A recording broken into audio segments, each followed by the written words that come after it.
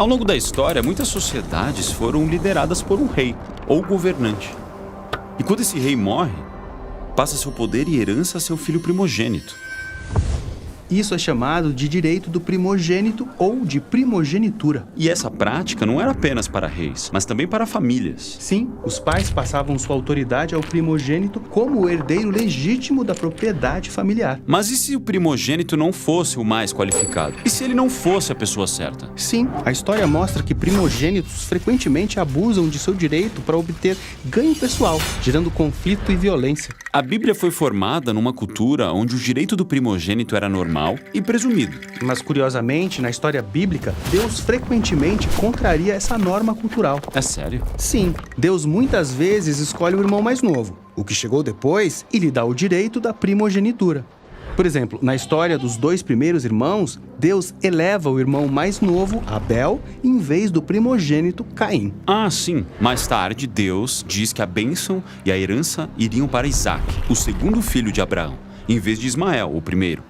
E quando Isaac tem 2 filhos, Deus promete que o mais novo, Jacó, terá autoridade sobre seu irmão mais velho, Esaú, e herdaria a bênção de Deus. Tem um padrão claro. E isso continua. Mais tarde, quando Israel deseja ter um rei, ele escolhe um líder alto e poderoso chamado Saul, que depois tem um primeiro filho chamado Jonatas. Mas Deus escolhe o rei seguinte de uma família sem status, um menino chamado Davi, o mais novo entre 8 irmãos. Então, para o Deus da Bíblia, o direito de primogenitura não necessariamente pertence aos primeiros ou mais importantes. Certo, Deus sempre desafia e inverte os sistemas de poder e valor criados pelo ser humano que tendem ao abuso. Mas isso não encerra todo o conflito na Bíblia. Muitas vezes o irmão mais velho fica furioso em ser superado. É verdade, e o mais novo que recebe o direito também acaba frequentemente abusando de seu poder. De fato, quase todas as guerras e conflitos na Bíblia são descritos como rivalidades de irmãos. Você quer dizer violência entre irmãos de verdade, como o Caim matando Abel? Sim, mas também as tribos e nações que descendem desses primeiros irmãos rivais. Se você acompanhar todas as genealogias na história bíblica, verá que todos são parentes. É uma grande disputa familiar.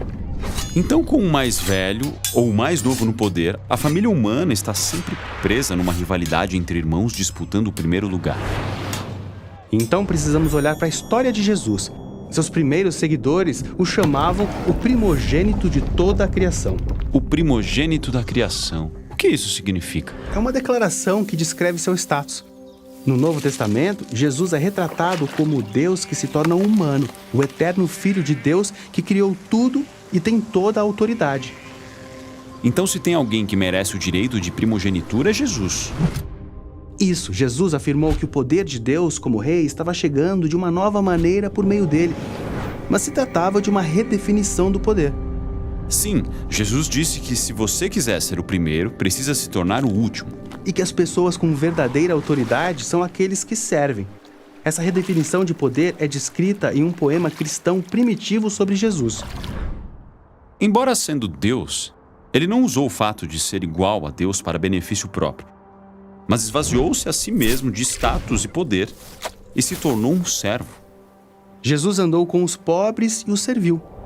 E ao invés de lutar contra seus inimigos, ele também os serviu. Jesus mostrou que o verdadeiro poder é demonstrado por meio do amor altruísta.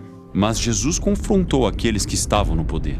Sim, ele confrontou os líderes de Israel por usarem seu poder para se beneficiarem às custas de muitos. E foi isso que o fez ser morto. Como filhos primogênitos, furiosos, os líderes usaram seu poder para executar Jesus. Mas ninguém pode realmente matar o primogênito da criação. Ele é o autor da própria vida. Então Jesus ressuscitou dos mortos e foi elevado como governante do céu e da terra.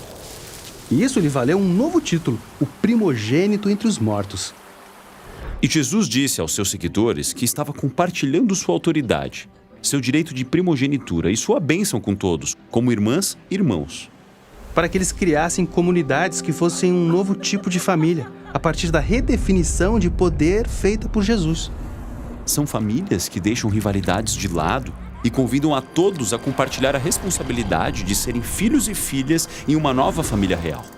E quando o povo de Jesus descobre que o verdadeiro poder é o amor, é aí que eles realmente se tornam a família do primogênito.